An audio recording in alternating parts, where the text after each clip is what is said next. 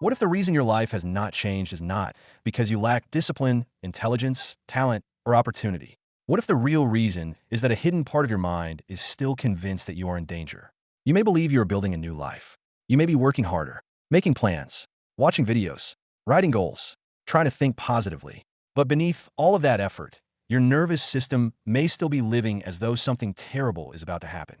And when the body believes it must survive, the mind cannot create. It can only protect. It repeats what is familiar. It scans for threats. It prepares for rejection. It expects disappointment. It chooses safety over possibility, even when that safety is slowly destroying the life you want to escape. This is why some people work for years and remain trapped in the same emotional reality. They change jobs, but carry the same fear. They enter new relationships, but repeat the same wounds. They begin new projects, but abandon them at the moment they become visible. They say they want freedom, but their entire inner world is organized around avoiding danger. Carl Jung understood that the conscious mind is not the only force shaping your decisions. Beneath the personality you present to the world exists an entire unconscious system of memories, complexes, instincts, fears, wounds, and adaptations. This hidden system influences what feels safe, what feels possible, what kind of people you trust, how much success you can tolerate, how visible you allow yourself to become, and whether you experience an opportunity as a doorway or as a threat. You may consciously say, "I want a better life," but an unconscious part of you may hear, "A better life will require change, and change is dangerous." You may say, "I want to be successful," but the body may remember every moment when being noticed led to criticism. You may say, "I want love," but a wounded complex may associate intimacy with betrayal, abandonment, or loss of control. You may say, "I want freedom," but your nervous system may still believe that uncertainty means danger. So the question is not only, what do you want? The deeper question is, what does your body believe will happen if you actually receive it? Stay with that question, because by the end of this video, you may understand why your greatest obstacle was never a lack of potential. It was an internal system trying to protect you from a future it did not yet know how to survive. And once you recognize that system, you can stop fighting yourself and begin transforming it. Survival mode is not always obvious. It does not always look like panic. Sometimes it looks like overworking. You remain constantly busy because slowing down would force you to feel what you have been avoiding. Sometimes it looks like procrastination. You delay the work because finishing it would make you visible. Sometimes it looks like perfectionism. You convince yourself that everything must be flawless before you can begin, because imperfection feels like exposure. Sometimes it looks like people-pleasing. You monitor everyone's emotions because approval has become your way of feeling safe. Sometimes it looks like control. You need to know what will happen, how it will happen, and how everyone will respond before you allow yourself to move. And sometimes survival mode looks like emotional numbness. You are not crying. You are not panicking. You may even appear calm, but you no longer feel inspired. You cannot imagine a meaningful future. You cannot access desire. You move through life performing tasks without feeling fully present inside your own existence. This is one of the most dangerous forms of survival mode because it can be mistaken for normality. You may believe you are simply tired, unmotivated, lazy, undisciplined, but your system may be conserving energy because it believes life is unsafe. The purpose of survival mode is not growth. It is protection. When the mind perceives a threat, real or imagined, its focus narrows. It stops asking, "What could I create? What might be possible? What new direction could appear?" Instead, it asks, "What could go wrong? Who might reject me? How can I avoid pain? How can I maintain control? How can I survive this without being hurt again?" This narrowing of perception changes everything, because you do not respond to reality exactly as it is. You respond to the reality your current state allows you to perceive. Two people can experience the same event and create completely different futures from it. Imagine two people lose their jobs on the same day. The first person is already living in survival mode. The moment they receive the news, their mind begins collapsing around the worst possible outcome. "I will never recover. I'm not good enough. I will lose everything. No one will hire me. This proves that I have failed." Their attention becomes trapped inside danger. Their imagination does not create solutions. It creates disasters. They replay the event, compare themselves, blame themselves, remain awake at night, avoid important conversations. And because their energy is consumed by internal threat, they cannot perceive the opportunities that may already exist around them. They may have useful contacts, skills they could develop, a project they postponed, a different direction they secretly wanted for years.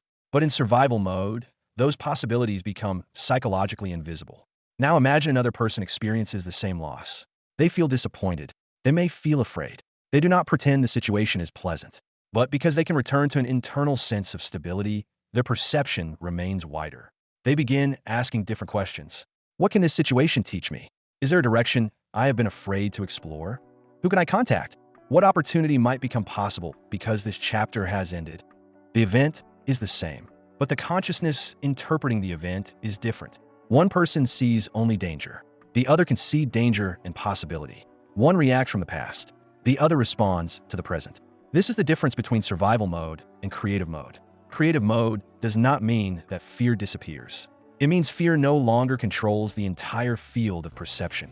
You can see more than one outcome. You can tolerate uncertainty long enough for new information to appear. You can imagine, reflect, choose, act deliberately. You create a small space between what happens and how you respond. And inside that space exists your power. Jung's work was deeply concerned with this movement from unconscious reaction to conscious choice. When a complex controls you, you do not feel as though you are choosing. You are activated, possessed by a mood, pulled into an old emotional reality. You become the frightened child, the rejected partner, the humiliated student, the powerless employee, the invisible person. The event in front of you may be new, but the reaction belongs to the past. And because the past is interpreting the present, you continue creating a future that resembles what you already know. How many decisions in your life were made by the person you are today? And how many were made by a wounded version of you trying to prevent an old pain from happening again? Do not answer quickly. Notice what happens inside you when you consider it. Because this is where transformation begins. Not with another demand to work harder. Not with another attempt to force positive thinking over an activated body. It begins when you recognize that the part of you keeping you small may not be your enemy. It may be a protector that never realized the danger had ended. And throughout this video, we're going to bring that protector out of the shadows. We will explore how survival mode distorts your perception, why it disconnects you from creativity and intuition, how old wounds remain alive in the body, and how you can begin moving from unconscious reaction into conscious creation. But first, you must understand something uncomfortable. You cannot create a new life while allowing the old fear to interpret every new possibility. And until that fear becomes conscious, you may continue calling its decisions logic, intuition, caution, or fate. So ask yourself, have I been responding to my life? Or have I only been reacting to what my past taught me to fear? The problem is that survival mode can become so familiar that you stop recognizing it as a state. It begins to feel like your personality. You say, I have always been anxious. I'm just an overthinker. I've never been good with uncertainty. I need control. I cannot relax. I am not creative anymore. But what if these are not fixed truths about who you are? What if they are signs that your system has been activated for so long that tension now feels normal? A person can live in survival mode without facing any immediate danger. The threat may have ended years ago. The relationship may be over. The criticism may no longer be happening. The parent who made you feel unsafe may no longer control your life. The environment may have changed, but the nervous system does not update simply because time passes. It learns through experience. If your body learned that conflict means abandonment, a difficult conversation today may activate the same fear you felt years ago. If you learned that mistakes lead to humiliation, beginning something new may feel dangerous even when no one is judging you. If visibility once attracted criticism, success may activate fear rather than excitement. If love once required self-abandonment, a healthy relationship may feel strangely uncomfortable. The conscious mind says, this situation is different, but the body says, I have seen this before. That is how the past remains alive, not only as a memory, as an expectation, as tension in the body, as a pattern of attention, as an impulse to run, fight, freeze, please, control, hide, or shut down.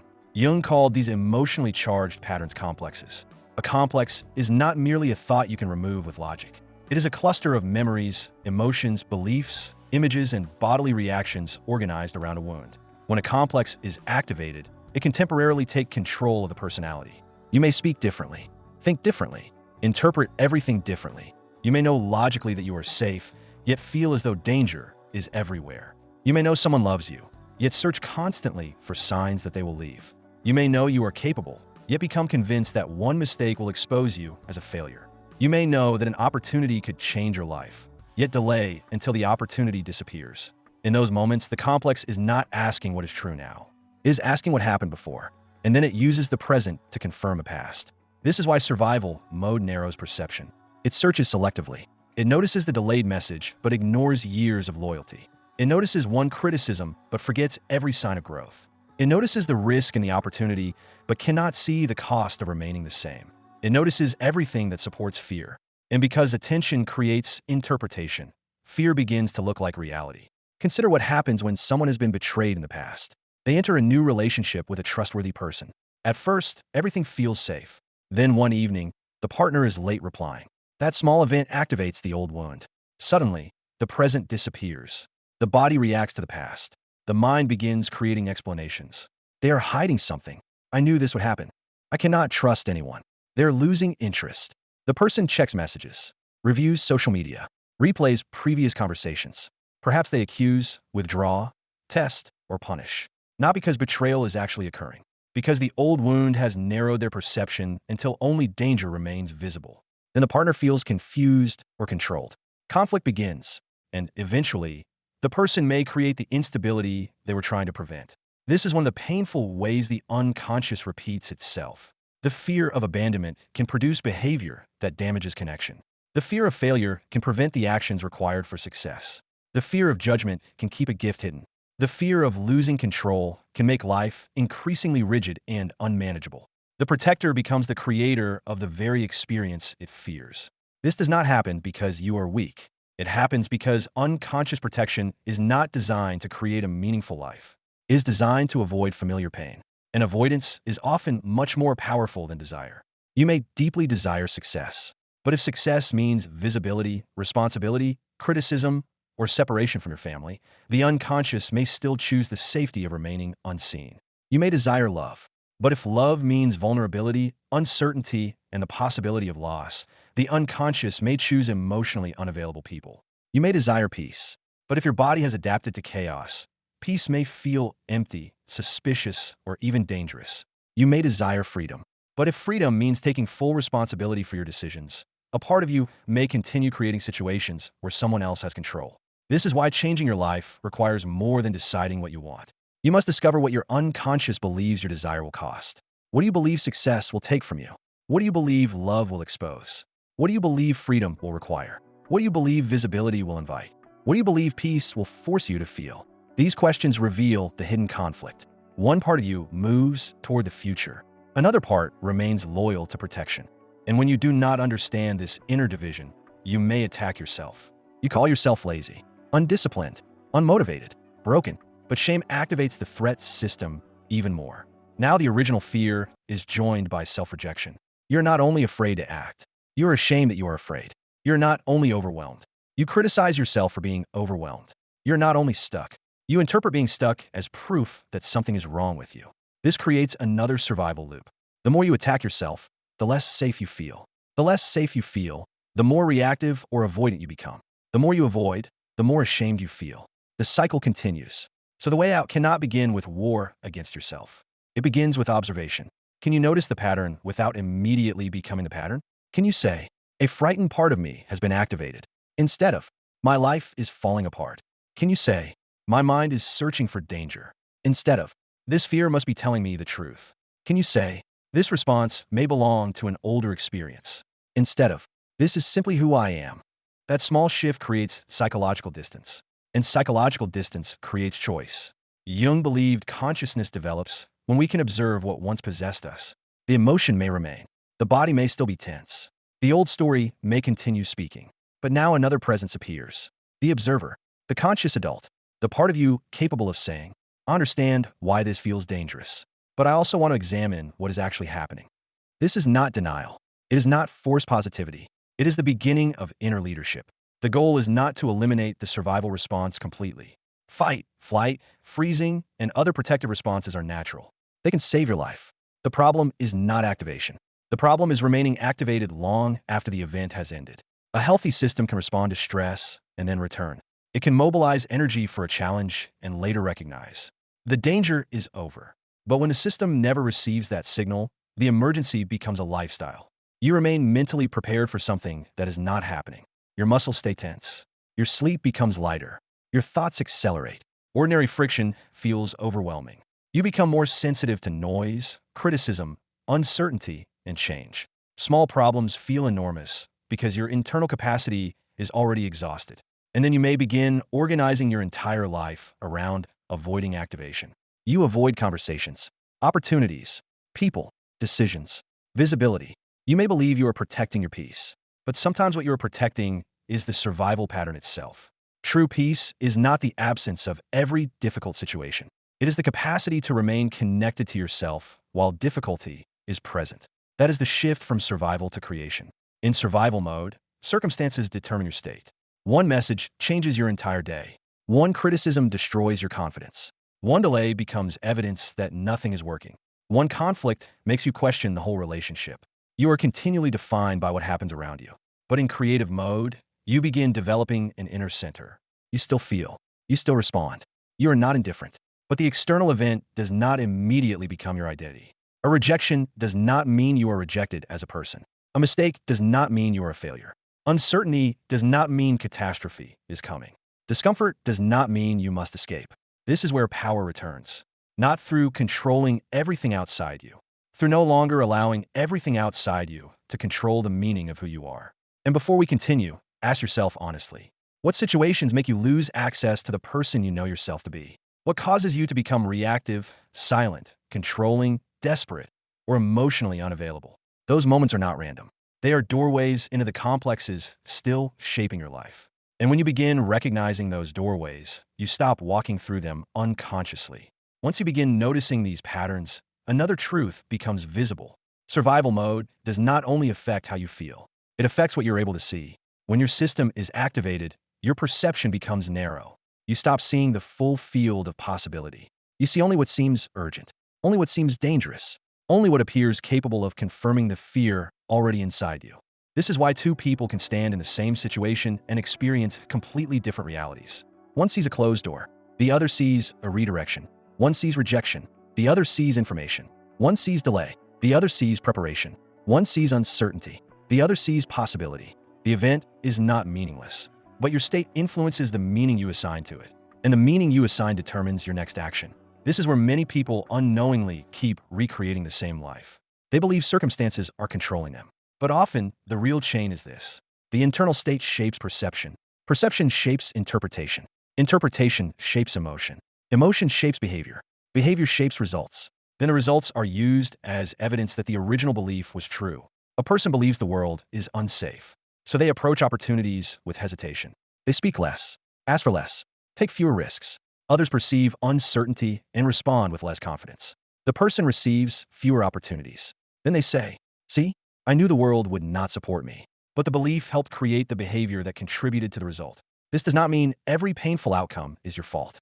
It means your internal condition influences how you participate in what happens next. And participation matters. Imagine someone enters a room convinced they will be rejected. Their posture closes. Their voice becomes quieter. They avoid eye contact. They overanalyze every reaction. They may appear distant, uninterested, or insecure. The people around them respond to what they see. Then the person leaves feeling invisible. They believe the room proved their fear, but the fear entered the room before they did. Now, imagine the same person enters with a more regulated system. They still feel some nervousness, but they are present. They can listen, respond, notice nuance. Their attention is not entirely trapped inside self-monitoring. Their behavior becomes more natural. And because their participation changes, the social reality changes as well. This is not magic. It is state-dependent perception and behavior. Jung understood that what we fail to recognize within ourselves often appears outside us as fate. A person who cannot acknowledge their own aggression may experience everyone else as threatening. A person who cannot acknowledge their own desire for recognition may judge visible people as arrogant. A person who refuses to see their dependency may repeatedly choose controlling partners. A person who represses ambition may believe opportunity never comes. The rejected part of the psyche does not disappear. It begins shaping perception from the shadows. That is why survival mode and shadow work are deeply connected. What you cannot consciously hold, the unconscious will express indirectly. If you cannot admit anger, it may become passive aggression. If you cannot admit fear, it may become control. If you cannot admit grief, it may become numbness. If you cannot admit envy, it may become criticism. If you cannot admit your desire, it may become chronic dissatisfaction. The psyche is always seeking expression. And when expression is forbidden, distortion begins. Survival mode often depends on these distortions.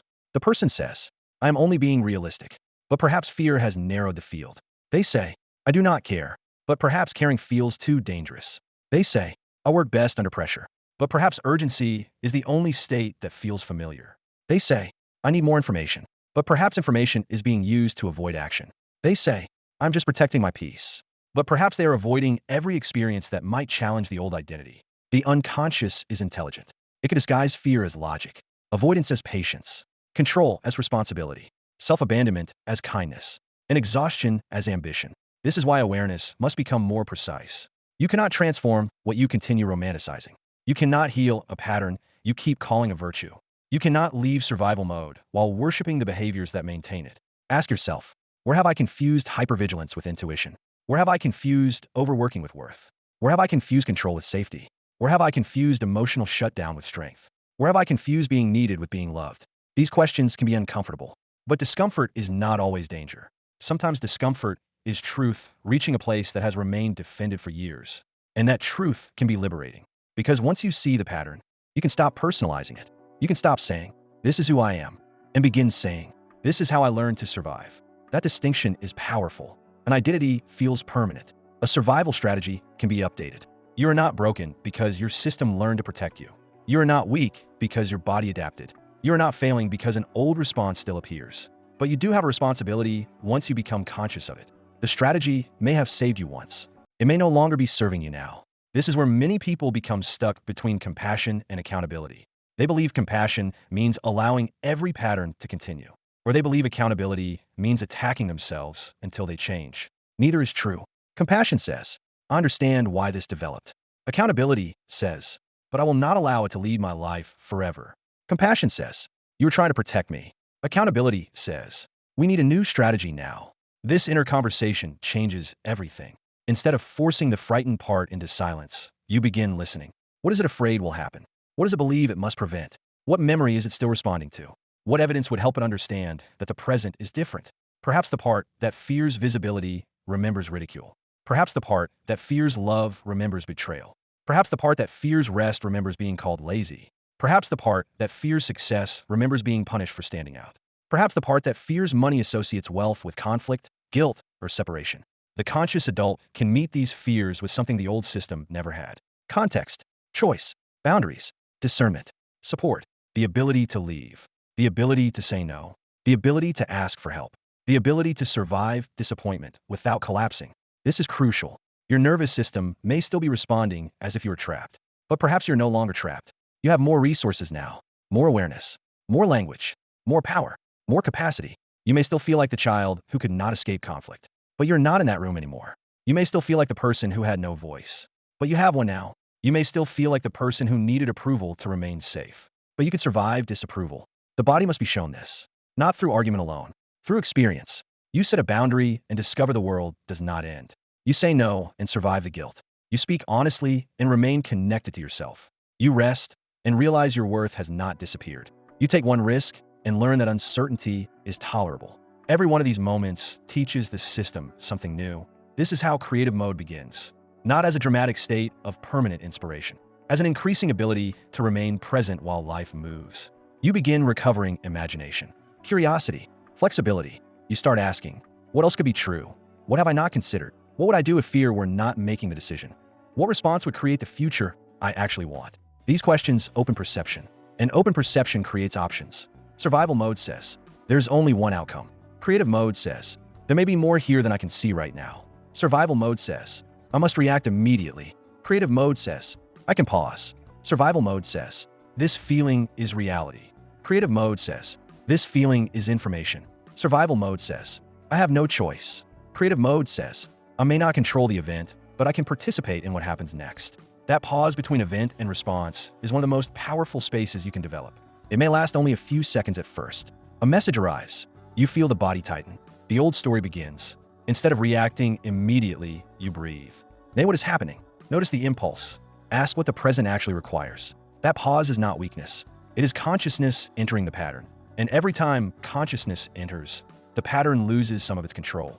This is where the old automatic life begins to end. Not because external reality suddenly becomes perfect, because you're no longer responding from the same unconscious position. And when the response changes, the direction changes. Before we move deeper, consider this. What would become possible if fear no longer narrowed your perception. What opportunities might you notice? What conversations might you finally have? What decisions might become obvious? What part of your life has been waiting not for more force, but for more internal safety?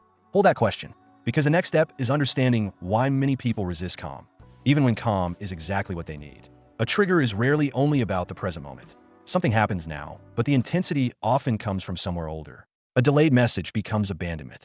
A critical tone becomes humiliation. A disagreement becomes rejection. A mistake becomes proof that you are not enough. A period of uncertainty becomes evidence that everything is about to collapse.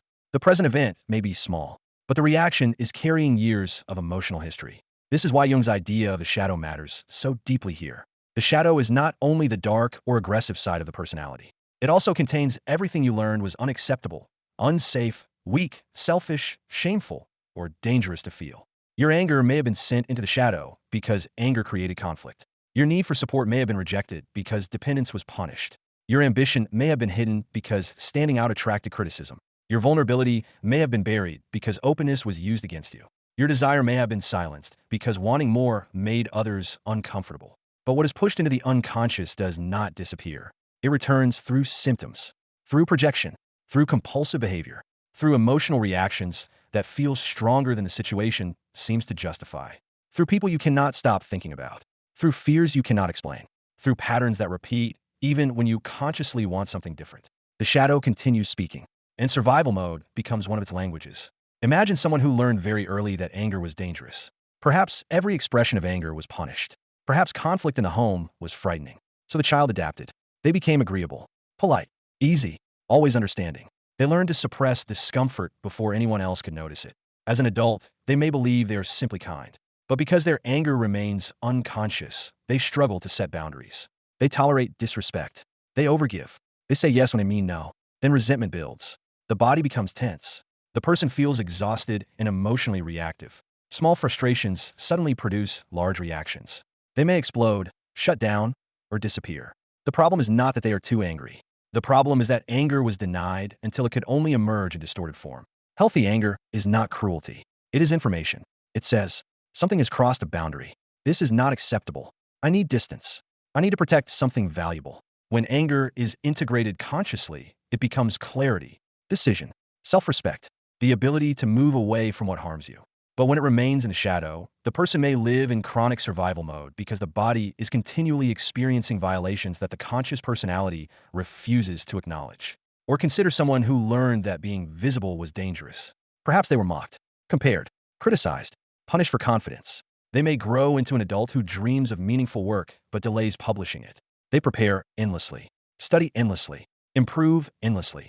They tell themselves they are waiting for the right moment. But the right moment never arrives.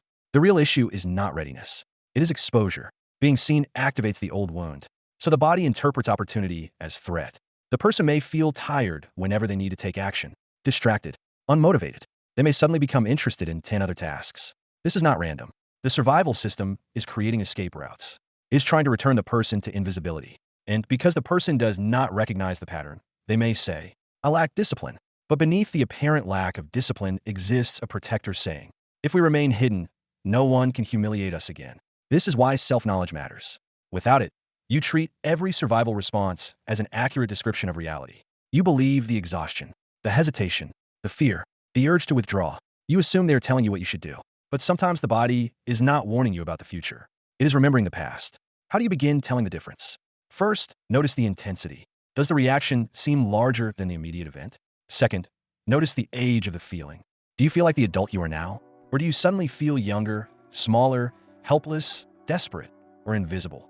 Third, notice the story. Is the mind considering several possibilities? Or has it immediately jumped to a familiar conclusion? They will leave. I will fail. I'm not safe. I have no control. This always happens. Fourth, notice the impulse. Do you want to react immediately? Control. Withdraw. Attack. Please. Explain. Run. Hide. Numb. The stronger the urgency, the more likely an old survival pattern has been activated. This does not mean you ignore real danger. Discernment matters. Sometimes a situation is genuinely unhealthy. Sometimes someone is being dishonest. Sometimes a boundary must be established immediately. But regulation helps you see the situation more clearly. Dysregulation does not make you more intuitive. It often makes you more reactive. True intuition usually carries a quiet, steady clarity. Survival fear carries urgency. It demands action before reflection. It says, do something now or everything will collapse. Intuition may still tell you to leave, speak, confront, or protect yourself, but it often remains clear even after the emotional storm begins to settle. This distinction can protect you from repeating old patterns. When you are triggered, the first task is not to solve the entire situation. The first task is to return to enough internal stability that you can perceive what is actually happening. Pause. Feel your feet. Notice your breathing. Name the emotion. Locate it in the body. Ask, what happened? What am I assuming? What does this remind me of? What evidence belongs to the present? What evidence belongs to the past? This process interrupts projection. Projection occurs when something within you is unconsciously placed onto another person or situation. You may believe someone is judging you because you're judging yourself. You may believe someone will abandon you because an abandoned part of you already expects to be left. You may believe others are trying to control you because you have not acknowledged your own need for control. Projection is not imaginary in the sense that nothing outside you matters. It means the unconscious adds its own material to what you see. The outer person becomes a screen, and the shadow places an old story upon it. This is why relationships are so powerful. They activate material that can remain hidden when you are alone. A secure partner may reveal how unfamiliar safety feels. A respectful person may reveal how accustomed you are to chasing love. A healthy opportunity may reveal how deeply you fear responsibility. A calm environment may reveal how addicted your nervous system has become to chaos. At first, this can be confusing. You may assume the discomfort means the situation is wrong, but sometimes discomfort appears because the situation is different from the old pattern. Calm love may feel boring. Reliable people may seem less exciting. Stable work may feel restrictive. Rest may feel unproductive. A healthy boundary may feel cruel. This does not mean every unfamiliar experience is good. It means familiarity should not be mistaken for truth. The unconscious often chooses what it recognizes, not what will help you grow. This is why people return to painful relationships, why they sabotage stable opportunities, why they create conflict when life becomes peaceful, why they abandon routines that are actually helping. The old pattern says, this is who we are. This is what love feels like. This is what life feels like. This is what we know how to survive. Creative mode asks a different question. What if familiarity is not the same as alignment? What if peace feels strange because you're learning it? What if being respected feels uncomfortable because you're accustomed to earning affection through sacrifice? What if receiving support feels dangerous because you learned that help always came with a price? What if visibility feels terrifying because you have never experienced being seen without being shamed? Growth often requires remaining present long enough for the unfamiliar to become safe. This is where people retreat too soon. They begin changing. The old wound activates. They interpret activation as failure. Then they return to the known pattern. But activation can mean the new choice has touched the exact place that needs integration. You speak more honestly, and guilt appears. You stop rescuing, and anxiety appears. You become visible, and shame appears. You rest, and worthlessness appears. You receive love, and fear appears. This does not automatically mean the action is wrong. It may mean the old identity is being challenged. The body is asking, are we really allowed to live this way now? Your answer cannot be only intellectual. You answer through repetition. You keep the boundary. You continue the work. You receive the care. You allow the praise. You remain visible. You survive the discomfort. And slowly, the body updates. It learns. This is new, but it is not necessarily dangerous. This is how a future becomes psychologically possible. Not because fear disappears first, because you stop requiring fear to disappear before you act. And ask yourself now, what healthy experience have you repeatedly avoided because it felt unfamiliar? Peace, visibility, support, love, rest, responsibility, success? Perhaps the next stage of your life does not require you to force more effort. Perhaps it requires you to remain present with a form of safety you have never learned how to trust. As this new identity begins to form, you may notice something unexpected. Your old environment may continue responding to the person you used to be. People may still expect you to over-explain, to rescue, to tolerate, to remain available, to stay silent, to doubt yourself, to return to the same role. And when you stop performing that role, resistance may appear, not only inside you, around you. This is because identity is relational. People learn who they are partly through who you have been. A family may depend on you being the responsible one. A partner may depend on you being the forgiving one. A workplace may depend on you being the person who accepts more and asks for less. A friend may depend on you never outgrowing the shared pattern. When you change, the system must change with you.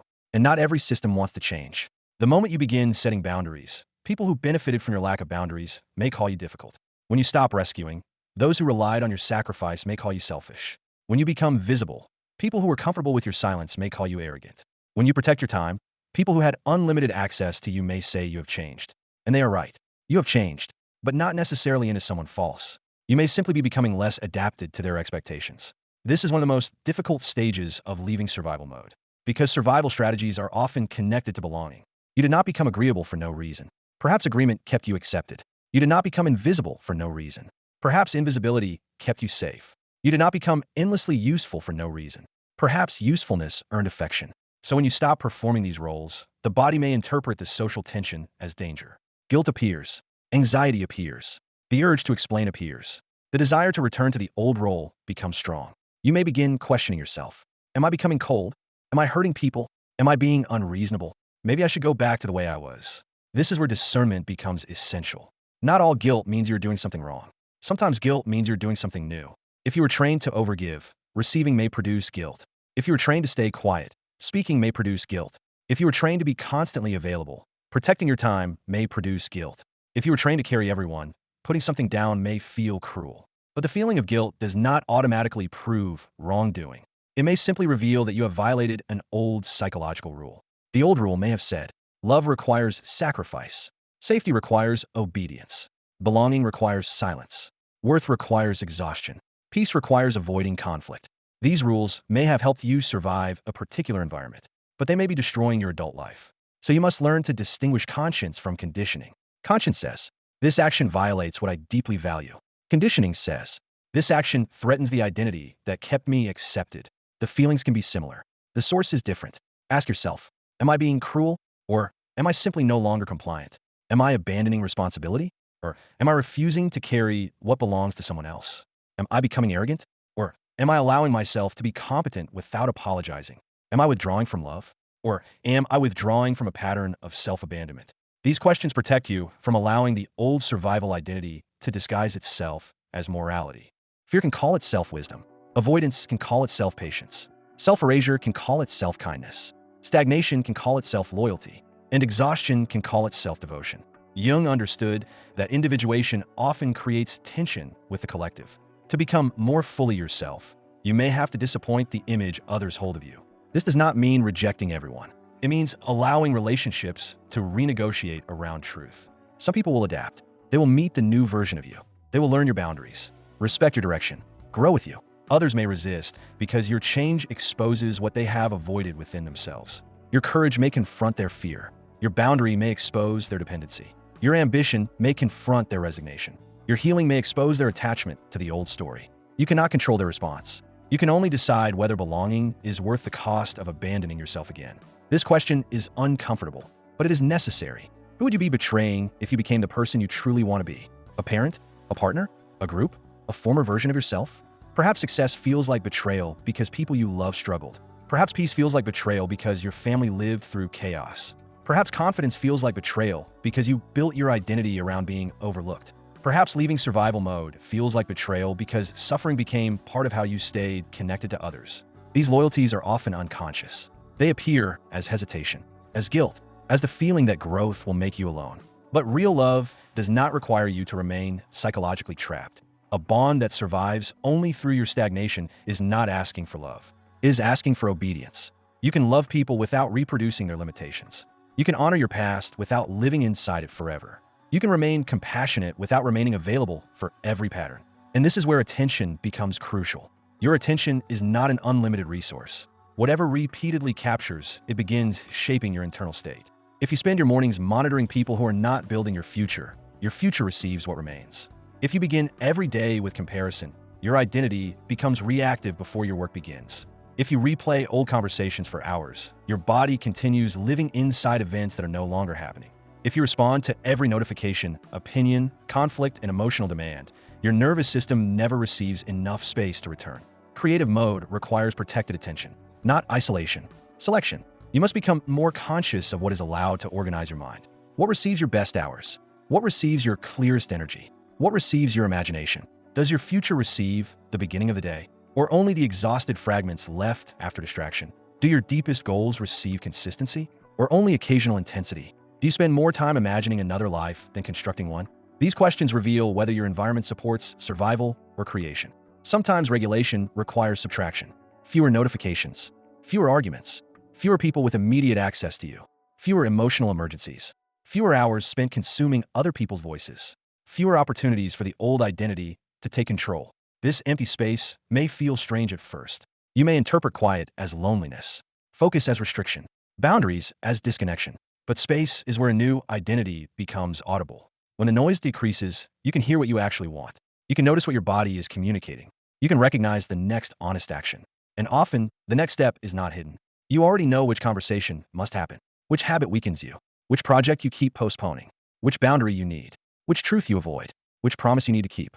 Survival mode tells you that you need to solve everything before you begin. Creative mode asks only, what is the next conscious action? Make the call, write the page, ask the question, and the access, rest, apply, speak, begin. Action reveals information that thought cannot. You learn by entering the room, by publishing the work, by having the conversation, by meeting the response. The person who waits for complete certainty remains in a... Were you still allowing to consume the energy your future requires? And what would happen if, for the next 30 days, you protected that energy as though your new life depended on it? Because in many ways, it does. The final movement out of survival mode is not becoming a person who never feels fear. It is becoming a person who is no longer organized around fear. Fear may still visit. Uncertainty may still appear. Old memories may still rise. The body may still tighten when you step into something unfamiliar. But these experiences no longer decide your direction. You notice them. You understand them. You respond to them. And then you continue. This is the difference between being controlled by the unconscious and being in relationship with it. The old life was built through automatic reactions. The new life is built through conscious participation. You may not control every event, but you can learn to control the meaning you give it. You can decide whether a setback becomes a verdict or information, whether a delay becomes despair or preparation, whether criticism becomes self-destruction or useful feedback, whether fear becomes a prison or a signal that you're approaching the edge of growth. This is where creation begins, not in a perfect state, in a conscious state, a state in which you can remain connected to yourself while moving through uncertainty. And when that becomes your new baseline, something powerful happens. Your imagination returns. Your perception widens. You begin noticing possibilities that were always there, but invisible to the survival mind. You remember people you could contact, ideas you abandoned, talents you dismissed, paths you never considered. You begin seeing the same life through a different level of consciousness. And because you see differently, you act differently. Because you act differently, the results begin to change. This is why the outer transformation may look sudden. People will see the opportunity, the new relationship, the confidence, the creative breakthrough, the stronger boundaries, the more peaceful presence. But they will not see the inner work that made those results possible. They will not see the moments when you chose to pause instead of react, when you felt fear and acted anyway, when you stopped using distraction to escape yourself, when you allowed grief to move through the body, when you said no without explaining for an hour, when you stayed with the work even while no one noticed. They will see the result. You will know the result began in a much quieter place. It began the moment you stopped letting the past interpret every new possibility. It began when you recognized that your body had been protecting you, but that protection was no longer allowed to become a prison. It began when you stopped asking, how do I force my life to change? And started asking, what internal state keeps recreating this life? That question changes everything, because the person in survival mode is always trying to control the external world. The person in creative mode learns to lead the internal world first. They regulate before reacting. They reflect before assuming. They choose before repeating. They remain open long enough for a better response to become visible. This is not passivity. It is precision. A regulated person does not necessarily move more slowly. They often move more effectively. They waste less time in emotional spirals, less energy in unnecessary conflict, less attention on imagined disasters, less effort trying to repair problems created by impulsive reactions. They can see the next step and then take it. This creates momentum. Momentum creates evidence. Evidence creates self-trust. And self-trust creates more internal safety. The cycle that once worked against you begins working in your favor. At first, returning to yourself may require conscious effort. You will need to remember to breathe, to pause, to name the emotion, to question the story, to choose the next aligned action. But repeated often enough, this becomes more natural. One day, the trigger appears and you notice it before it takes over. One day, you receive criticism and do not collapse. One day, uncertainty appears and you do not immediately create catastrophe. One day, you realize that a situation which once controlled you no longer has the same power. This is how healing often reveals itself, not through the complete disappearance of emotion, through a different relationship with emotion. The feeling may still come, but it moves through you faster. The old story may still speak, but you no longer believe every word. The wound may still ache, but it no longer chooses your future. You become capable of saying, "This is painful, but I'm still here. This is uncertain, but I can still move. This is unfamiliar, but unfamiliar does not mean unsafe. I feel fear, but fear is not my identity." This is psychological freedom. And Jung's process of individuation points toward this freedom, not the freedom to avoid all suffering, the freedom to become more whole, to include what was rejected, to understand what was unconscious, to reclaim the parts of yourself that survival forced into hiding. Your anger becomes discernment. Your fear becomes information. Your sensitivity becomes perception. Your ambition becomes direction. Your grief becomes depth. Your vulnerability becomes connection. The qualities that once seemed like weaknesses begin taking their rightful place within the whole personality. You no longer need to perform strength by becoming numb. You no longer need to perform peace by avoiding truth. You no longer need to perform confidence by denying fear. You become capable of holding opposites: strength and tenderness, action and rest, ambition and humility, boundaries and compassion. This is what it means to become integrated. And an integrated person is difficult to manipulate through fear. They can be disappointed without losing themselves, rejected without rejecting themselves, challenged without abandoning their values. They're not dependent on every circumstance going their way in order to remain connected to who they are. This inner stability is not something the world gives you. It is something you practice. So begin with the body. When tension rises, notice it. When the mind begins predicting disaster, question it. When an old urge appears, ask what emotion it is trying to soothe. When you feel the need to react immediately, create one small pause. And when you become dysregulated, do not turn the moment into another reason to attack yourself. Return. That is the practice. Return to the breath. Return to the present. Return to the body. Return to the facts. Return to the person you are choosing to become. You do not need to perform this perfectly. Perfectionism is often another form of survival. It says, if I do everything correctly, nothing painful will happen. But life cannot be controlled that way. The goal is not perfect regulation. The goal is greater capacity.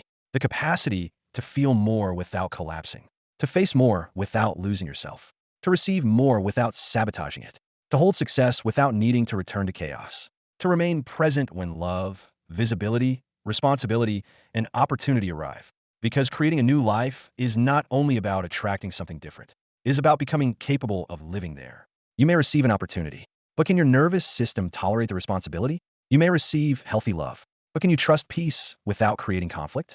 You may become visible, but can you remain present when other people have opinions? You may begin earning more, but can you hold abundance without recreating instability? The future you desire requires an internal capacity equal to the life you are asking to live. And that capacity is built now, in ordinary moments, through small choices, through consistent returns, through the decision to stop abandoning yourself when discomfort appears. So ask yourself one final question. If I were no longer living only to survive, what would I begin creating? What would you write? Build, say, leave, protect? What relationship would you allow? What opportunity would you accept? What part of yourself would you finally let the world see? Do not rush to answer. Let the question remain with you. Because beneath the fear, there may be a life that has been waiting for your nervous system to understand that it is finally safe enough to begin. And perhaps you do not need to become someone completely different. Perhaps you need to stop allowing survival to silence the person you already are. If this video helped you recognize yourself, write in the comments. I choose creative mode. Let it be more than a sentence. Let it become a reminder that you are no longer required to interpret every new possibility through the wounds of the past. And subscribe to The Kingdom Within if you want to continue exploring Carl Jung, the shadow, the unconscious, and the hidden forces shaping your life. You're not broken. You adapted. You learned how to survive. But survival was never meant to be your final identity. The same mind that learned fear can learn safety. The same body that learned tension can learn return. The same person who repeated the past can become conscious enough to create a different future. Not all at once. Not through force. Through awareness, compassion, choice, and one conscious response at a time. The new life begins when the emergency ends inside you. And perhaps that ending can begin today.